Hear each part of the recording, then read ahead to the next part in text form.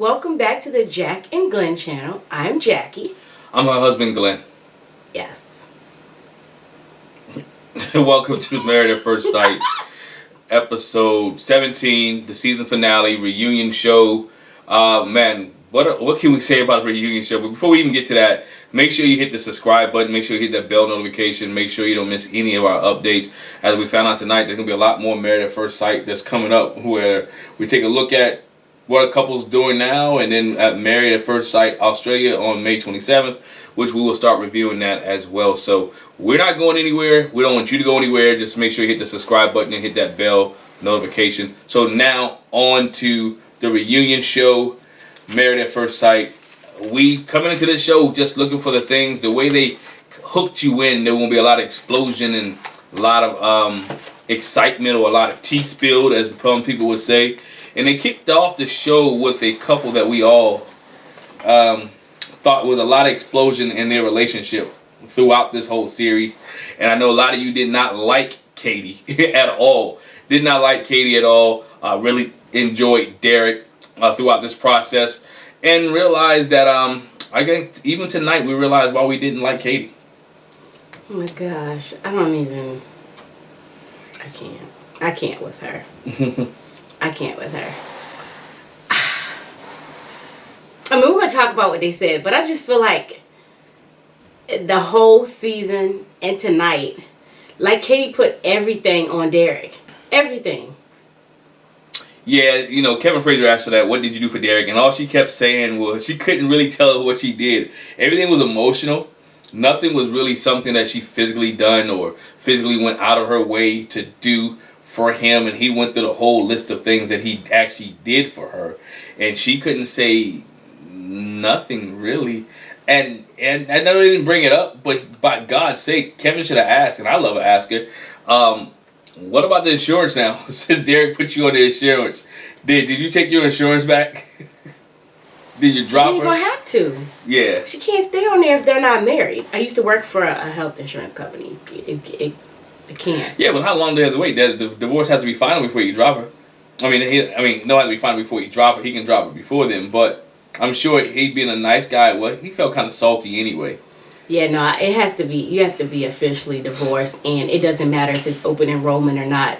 You can absolutely change your insurance policy for changes of life like that. So, but since you bring that up, I mean, that's for real. Like, while Katie's talking, she was basically like, oh, it was just a friendship. I knew it wasn't going to develop into love. We didn't have any type of marriage.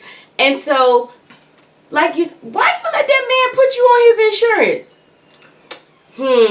But not even that, though. Why did you, if it felt like that a month or two afterwards, why did you even say yes on decision day? That's what we said. Because she's saying the same thing she said prior to decision day. I know she wanted to give it a shot. And I'm not saying Derek is, what's the word? Derek is innocent in this. Because she started naming a lot of things Derek did after they finished taping. He started going out, hanging out more, not telling her where he's been at or what he was doing. And she felt lonely. And now, from Katie's point, if you have a woman who's already on the fence and she's wishy-washy and she's seen how this thing work out, he should have been more attentive to her needs during that time period, because what he did was actually push her away more, and which made it easier for her to do whatever she was going to do. Yeah, but I still feel like, I mean, she wasn't in it anyway. He knew that.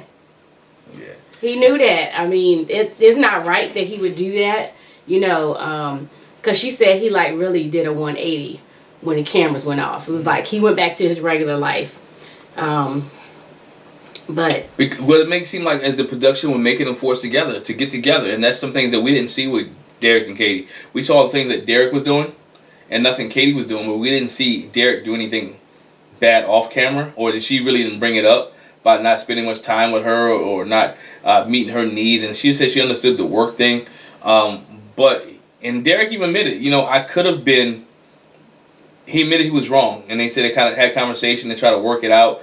The next thing you know, they started to grow farther and further apart. They stayed in the apartment. He moved in the room. She moved into a room, and next thing you know, let's just be friends. Let's not be in the same room together. Let's just be friends. Yeah. And then they go on a Nashville trip, and she's like, I want to be separated. So she waited for the trip. These people are separated. And then he comes to find out that she smashed the old friend, the old boyfriend. It wasn't nothing love. It just was for sex purposes. Because they hadn't been physical in a while. And she needed that fire. And he was bringing and Derek wasn't giving it to her. And she was always the one that initiated sex. So and so she wasn't she wasn't emotionally involved. She wasn't emotionally connected anymore. And so they're not married, and their relationship, he's salty. She's kind of like whatever. She's over it. And he's salty because Derek was like, yo, it's not easy. It wasn't easy to love you anyway. You made it hard for me to love you. No. Oh, I got the quote wrong? Fix you, help me out. Yeah, man. He said that Katie didn't make it very hard not to. Yeah. She did a good job of making herself difficult to love. Self-sabotaging, always finding out what was wrong.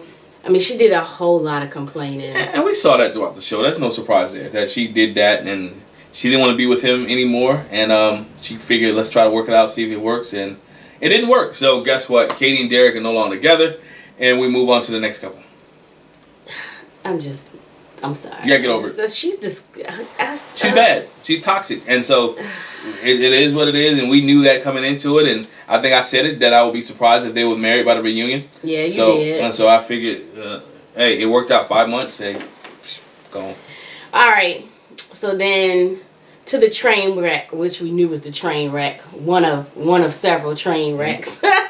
Next we have Michael and Meka. The M&M connection. M&M connection.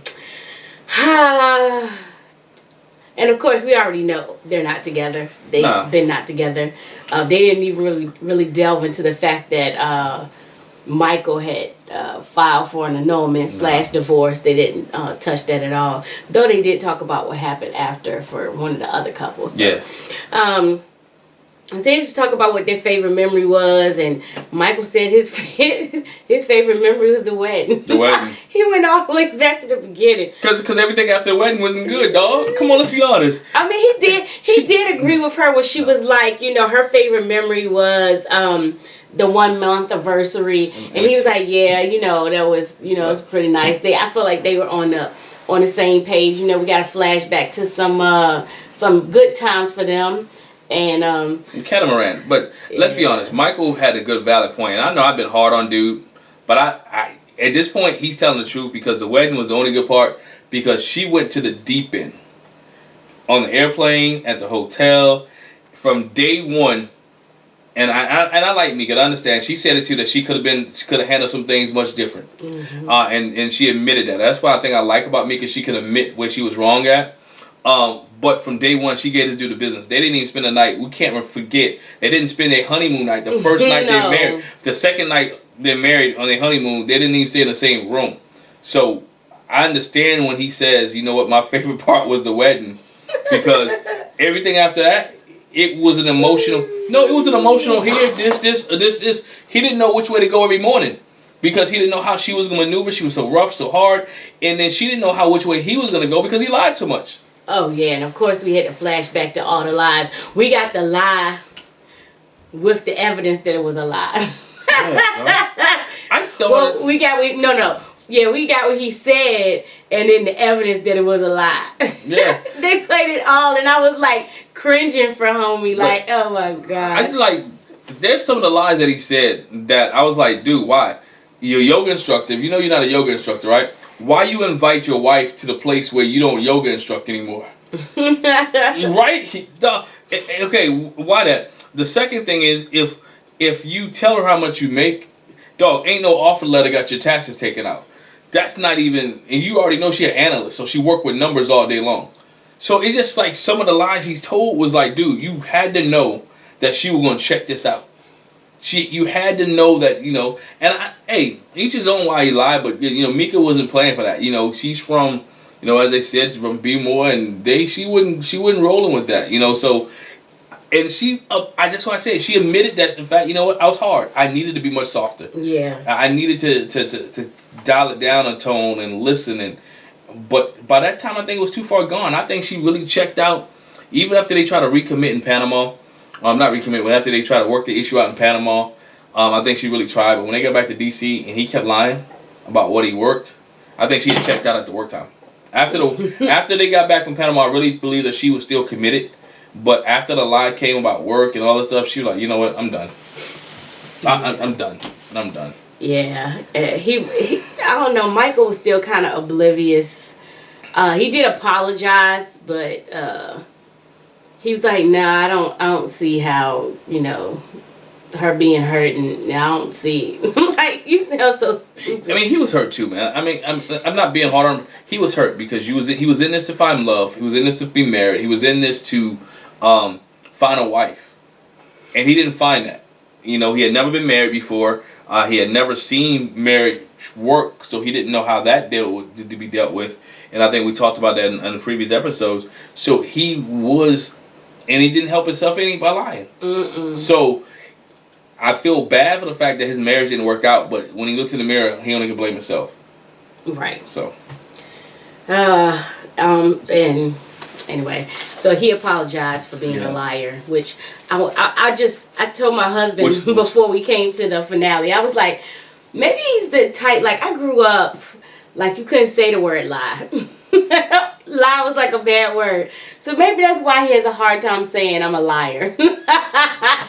But he apologized for what he did, the misinterpretation of his words. And she apologized for not being softer with him. She was like, really, yo, he's a very smart and intelligent brother. He just has a problem with lying.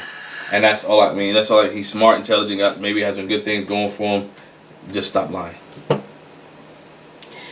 Zach and Mindy. I mean, the second train wreck. It's not the worst one though, but it's not much to say there. You know, we already knew they was divorced. We already knew that Zach was no longer with Mindy. We already knew that Mindy was going to move on from Zach and do pretty well. She talked about some of her things that she's doing now. You know, Zach, again, she brought up, she thought Zach was in this just for his Instagram followers. And, you know, Zach mentioned, you know, he wasn't. He tried to do it. And Kevin brought up the question, you know, you really never was committed to this process. He said he was in it. Yeah. Kevin was like, but how can you say you were in it when you made these, okay, they went back to his vows, you made these promises that he would always make her feel like she was the most attractive woman in the world. And then he would make her feel special. And Kevin was like, what happened? You went away from them vows like quick. 2 days. And he was like, well, you know, in the situation, it's not like you look back and think back, oh, this is what I said in my vows. Let me try to change my behavior. But Zach, let me tell you, that's what's supposed to happen. Yeah. I mean, in a real, I don't want to say real life marriage. in the way it regularly happens, that is the point of your vows, so that you can look back and say, I said to this person, in sickness and in health, for richer or for poor, till death do us part, I'm going to be down for this person. So when poorer times come over the rich, you be like, I said I was going to stick in there. I said it and I meant it. When they get sick, I said it and I meant it. When they ain't got no job, I said it and I meant it. When the paychecks are short, I said it and I meant it. When you lose the pregnancy, I said it when I meant it. I said it when I meant it. Yeah, I mean, whatever. Only when you. But yeah, I mean that's what you're supposed to do. But I mean, I understand this is a non-traditional way, and he basically was like, you know, he made mistakes. He didn't take the opportunities when he should have. He overthought stuff. Oh, he was an overthinker. Yeah. And an overtalker. And a roundabout talker. And he did that with Kevin. They did the roundabout with Kevin. He was like, we can talk in circles all day. But yeah, we talk. I mean, they show all the times he talked in circles, and you know, and it is, we know Zach talks in circles, and Zach knows he talks in circles. So, you know, we move on. They're not together. They hadn't seen each other since the show ended. And so it's just one of those things that it was over. To me, it was like, okay, You brought them on the show. The reunion, we know they didn't stay together. They try to do catch thing like, oh, y'all been dating? Nah. You know, they try to hit you with the trailers with at Lifetime. But look, Zach and Mindy, she's happy. He's happy. They're better off being apart. I have nothing else to say. He treated her wrong from day one. He told her that he wasn't attracted to her on the honeymoon. He didn't even wait till they got back to DC. I mean, he was like, I'm not attracted to you. So she's been crying in this marriage since the second night. Which is, it's never going to work out if your wife's crying the second night because you said she's not attractive. Yeah. And I'll say this real quick because we're going to come back to it. So in the whole talk with Zach and Mindy, like, I'm sitting on the edge like, bro, you're not going to bring up the friend. You're not going to bring up Lindsey. So when they left from Zach and Mindy, I was like, I can't believe they have to come back to it. They're going to come back to it. And let's touch it in. I mean, they finally came back. Her friend Shawnee came out. And she was like, you know, because Mindy couldn't talk about it by herself, and Shawnee had more inside information about it than Lindsey did. And to come to find out that Mindy did, that Zach and Lindsey had communication after the anniversary. Zach acted like he had amnesia and couldn't remember, and Mindy knew more of the information than Zach did. I mean, it's like he did have information with Lindsey. He said he cut her off. And she hadn't responded back to him. He said he made a mistake and texted her a client of his named Lindsey, and she didn't respond. So it seemed like Lindsey lied to Zach because when the cameras were off and away, she didn't come back to talk to Zach anymore. Well, good. She shouldn't have, because I think she realized, oh shoot, like I really look like a bad guy. And that's the one thing that Mindy, and I think it was actually Shani. Her name was Shani, not Shawnee. Oh. I think, but. You know, Shani was like, man, basically, I don't fool with her. She screwed my friend over. Yeah. And the one thing Mindy said was that, you know, we've been friends for years. And it's not just us in this thing. We have a whole friend circle. And, you know, she said she talked to Lindsey one time to try to, you know, get to the point where maybe in some years we'll get some kind of friendship back. Obviously not like it was before, because Mindy said, again, it's not just me involved with Lindsey. It's Shani. It's another friend. They have a whole friend circle, and like Lindsey messed up the whole thing. God knows I've been there before. But if you got a friend like Lindsey, why do you need enemies? And I understand why other girls cut her off, because you take this girl's man or try to be with her man. Who to say that you're not going to try to be with my man? Mm-hmm. And you know what I'm saying? So when you have a friend like that, you got to let her go. Yeah. Or let him go, whichever way it is. I mean, you do, because she's toxic. She's cancer for the group that you guys have. And you as a woman or a man, you always thinking that person may be looking at my mate, my spouse. I mean, let's be honest. It wasn't her boyfriend. It was her husband. Mm-hmm. I guess I don't want to skip over that. It was her husband and her friend, and they hadn't even been married 30 days yet, and you already scheming. You was at the wedding, and you're scheming on your friend's husband, not boyfriend, husband. You saw them make vows to each other. You saw them make commitments together, and you talking about having a conversation with him early in the morning. Come on, dog. She knew what she was doing. Nobody wants to have a friend like that. If you got a friend like that, cut him. Yeah, so I was glad they got to that, because I was like, there's no way we're going to get out of this reunion, this finale, without addressing that. So they did what? Hold up, before we get about things not addressed, I need Kevin Frazier, they need to ask Michael, what happened to the Jamaica trip? Yeah. No one asked him about the Jamaica trip. Nobody asked him about the Dolphins. I need to talk to Meka. Meka, if you're out there, you watching, please, we need to have a conversation. I want to know about this Jamaica trip that did not happen. Alright? She ain't got no insight. She's not going to have any insight, because it was all a load of crap. I just want to know, did she ever ask him about the trip again? Oh, okay, yeah, we'll give it that. But, yeah, there was several questions like why you didn't ask that. Alright, so, Jessica Austin, I mean, my husband was like, honestly, I'm going to tell you the truth. He really kind of wasn't paying a whole lot of attention to Jessica Austin. No, dog. Because he was like, they're such smooth sailing. We know they're together. He made a point when Derek and Katie came out Kay don't have her ring on. They're not together anymore. Yeah, I'm very observant. I'm looking at the hands, dog. Yeah, and I saw it too. And so we definitely made a point to look at Austin and Jessica when they came out. But you knew they were together anyway because they came out hand in hand. Yeah. They were all hugged up and everything. And like we said, it would have to be something like really crazy, really major for them not to be together. And so we found out that he after they finished filming, he had to travel like almost every week for work. And Jessica said she was lonely, but apparently, you know, their plan that they put in place that we'll have constant communication with each other.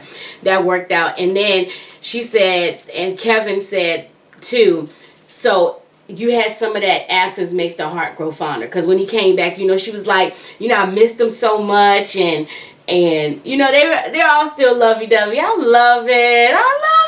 I mean, yeah, they're good. They're good together. Nothing bad there. He go later on. He gets down and give her a commitment ring and another ring.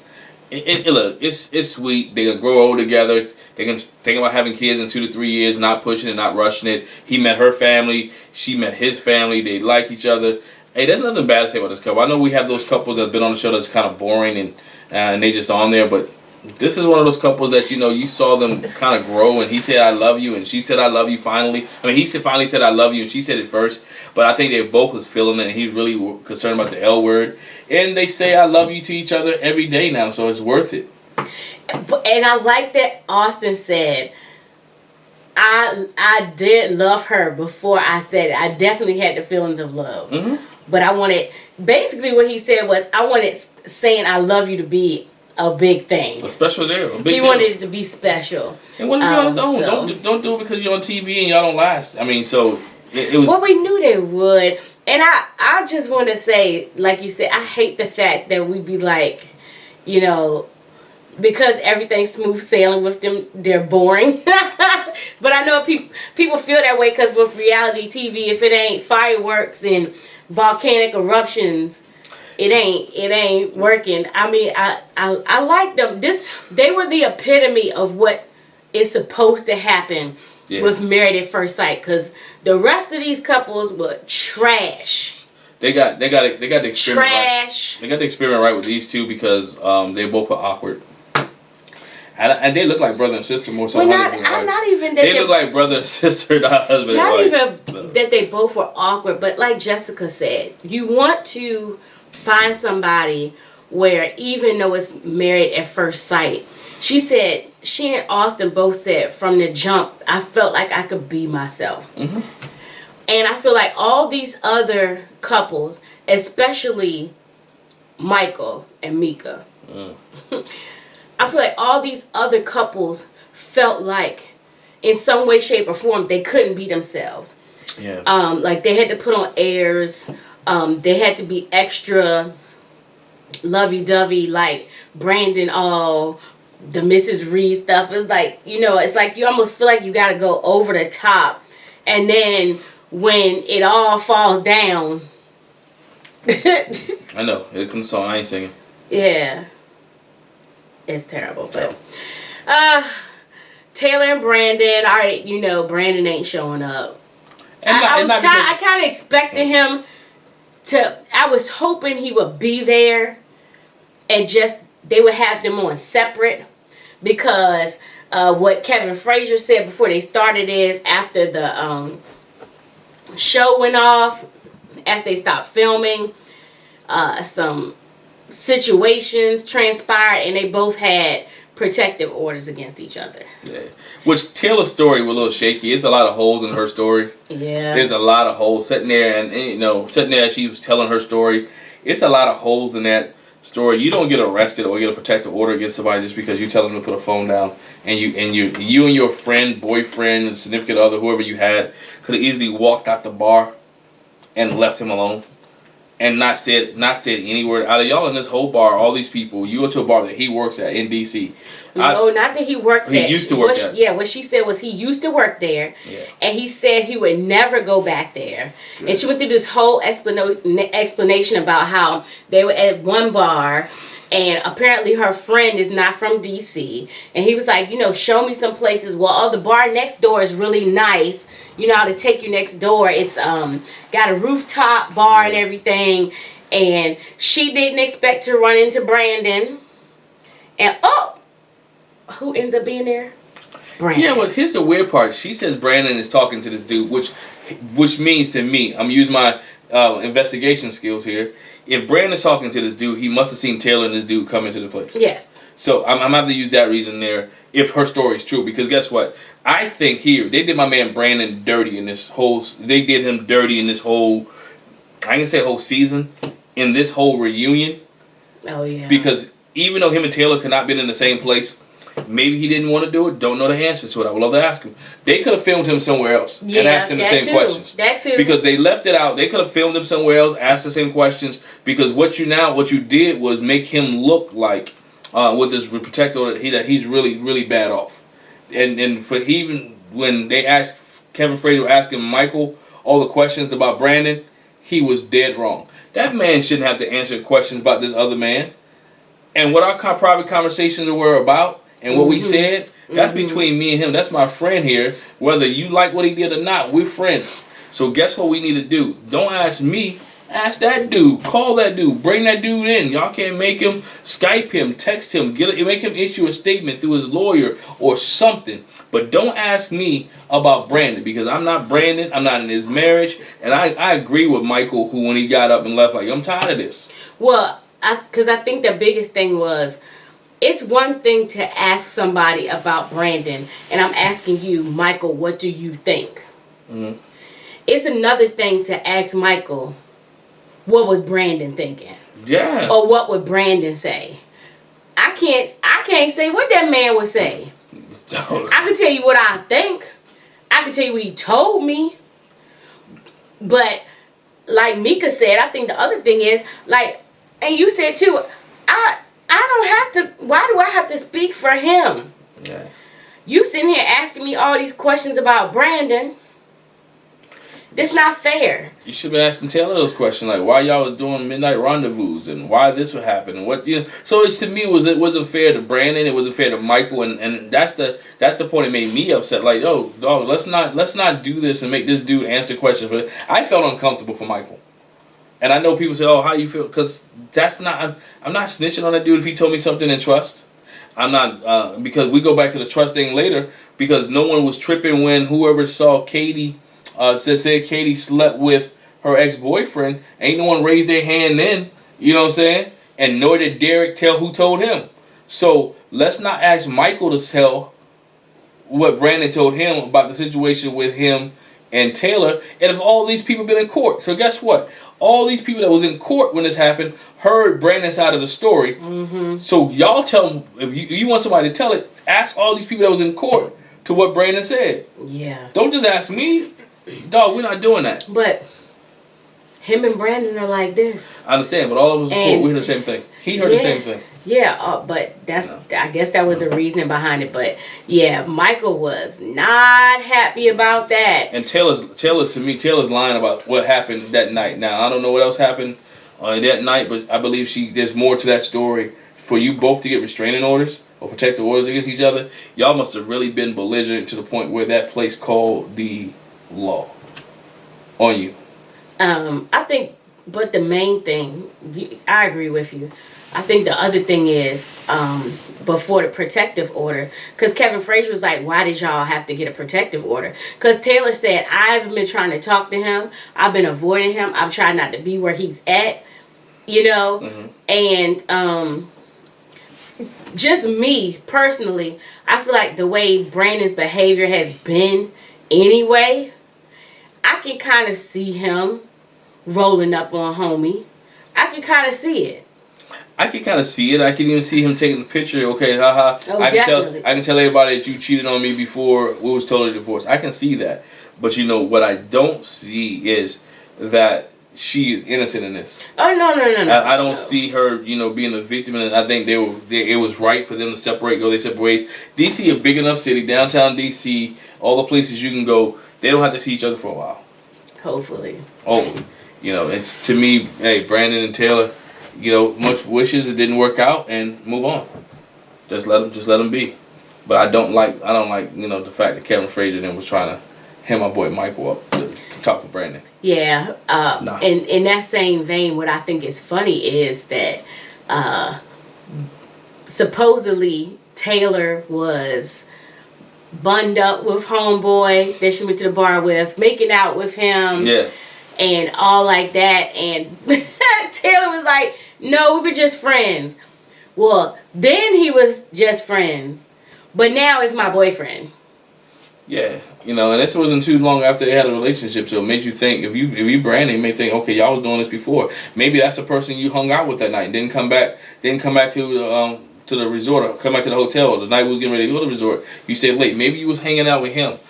So it's a lot of questions there. I think when you look at the common denominator with Brandon and Taylor, one, too many bar hopping, too much drinking, and they never really were committed to each other. I mean, think about all the arguments. It was either the phone, alcohol involved, or her social life. Or, like Michael alluded to, which we have talked about this whole season, because Michael has dealt with kids with special needs, dealt with kids with special needs, behavioral issues.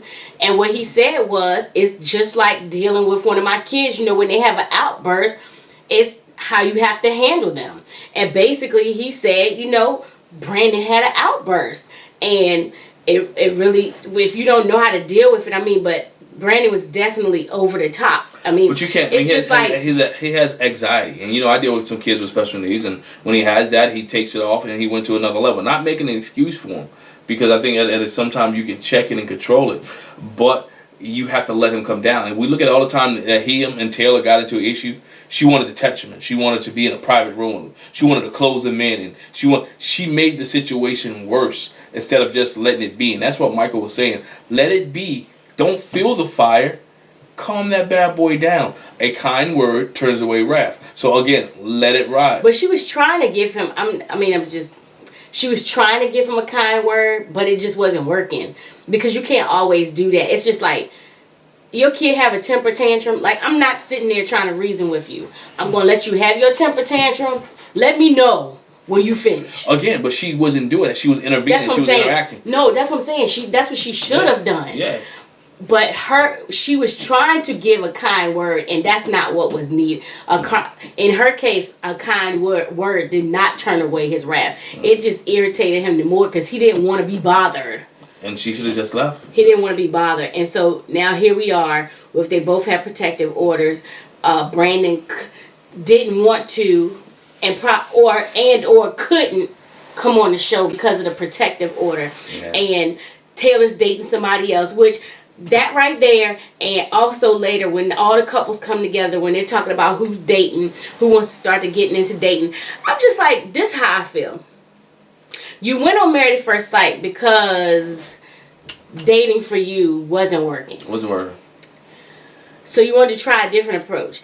I don't know if I would go back to date. Like, I don't know. She has a lot of followers now. Who? Katie? Taylor. Oh, Taylor. I mean, she got a lot of people now. Katie too. I mean, you got a lot of people now. You have another aspect. Now you have to wonder if people are dating you because you on the show. Yes, of course. Or are they dating you because they really like you? So no. I think that makes the situation much worse now, and harder for them to find a relationship or find somebody to love them for them. So let's move on. I mean, what else is there?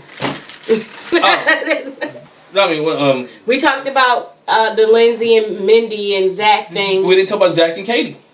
Oh my gosh, they went out for drinks. Well, hey, look, they went out for drinks, but he still didn't talk to Mindy, and she felt kind of awkward. This was December, and before the show aired, and Katie didn't know the situation with Zach and Mindy, allegedly, as she says, and Zach asked her out, and he had amnesia, like, well, I don't know how. I don't know who asked who. I don't know who. And Katie was like, "No, dog, you asked me. You asked me out." So it was just, this reunion show was interesting to see how couples played out. Interesting to see how Meka kept throwing shots at Michael every time she could get a chance. Oh my gosh! And then I pointed to you too. Yeah, she was throwing shots. She was throwing shots, and then oh my gosh, just Michael's face was just priceless.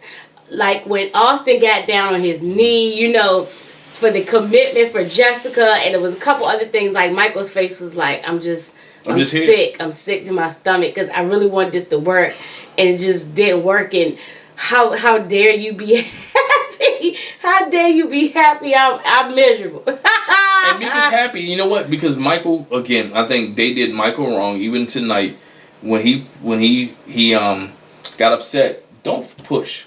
He shuts down. And Meka constantly pushed and shut him down. Not saying... I think it was wrong for her to put him on Front Street about that, too. Oh, he always runs away when it comes for confrontation. Y'all saw it. That's how he did our whole marriage. He always ran away when it came for confrontation.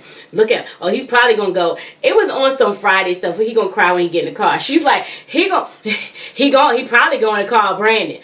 Oh, my gosh, Meka. You haven't learned nothing. Not for real. She my girl, though. But I'm like... Let it ride, sis. She was done with it. Let it ride, sis. Sometimes you feel some type of way. Everybody, I mean, out of the 5 couples, 1 stayed married. But you like, dang, my marriage didn't work. You know, and it didn't work out. And so you realize every time you come around this group, and we know that women got tattoos around their ring finger or whatever. Yeah. And whenever you come friendship. But whenever you come to this group, you realize, you know what, my marriage didn't work out. Well, every time you see Michael, my marriage with that dude didn't work out. So there's a lot of emotional things here. I would love to see them get counseling after the show, or get some advice after the show, because this is a traumatic experience for someone. And same thing with Brandon with social anxiety. Hey, it's not a fun thing to have. But anyway, he knew he was diagnosed with that or had that before he came on the show. I did, but again, this is absolutely not the show you need to come on if you have those issues. True, and goes to the rest of the cast said that the production team was pretty nice. All their production teams were nice. All their production crews were good. He just clashed with the team. And how it irritated them so bad that he could be so nasty and mean to them. And so the production crew, again, didn't know how to handle him and deal with him. And sometimes that forceful approach, getting in somebody's face, is not the way to handle certain situations. It was just, when people feel like they're back into the corner, they lashed out. And it says, sit back and look at it and to diagnose it. Sometimes, yes, he had temper tantrums. Yes, he blew up. Yes, it was unjustified. Yes, he made some African-American men look bad. He made himself look bad, first of all. I don't want to group all African-American men into that, but he looked bad for himself. And his family has to own that, and he has to own that he did some things on TV that didn't make him look good. Yeah, that's what Kevin Frazier told... He told Michael that. He was like, look, he showed his tail. Mm-hmm. Yeah. You can't get on TV and show your tail. And expect people not to say anything. Bruh, we the same ethnicity.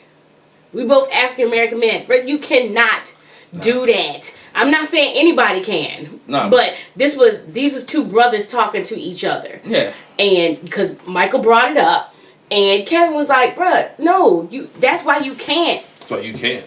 More importantly, you can't do that, because there are people who say this is all that you do. But nonetheless, this season of Married at First Sight, man, season 10. We're officially throwing the whole season away. I'm not. There were some good moments. No, I'm talking about right now, because it's over. We're throwing it away. Done.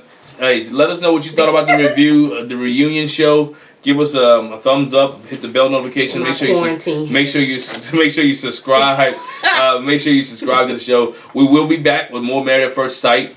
Married at First Sight reviews. Where are they now? Australia. If you'd like to see us just do some Q&As for you guys to ask us questions, make sure leave a comment in the comment section below. So you can ask us questions. Maybe we'll do a live one day and we'll take questions and answers from people. Also, make sure we have a new Instagram. Make sure you subscribe to our Instagram. The Instagram now, Jack_Glenn on Instagram. We've created an Instagram page. So make sure you check that out. We'll have some content up on that as well. Once again, that's on Instagram at Jack_Glenn. Check us out. And man, just appreciate you guys. Thank you for hitting that subscribe button. Thank you for hitting that bell notification. And thank you for leaving all the comments. So until we see you guys again. Bye. Bye. Good night.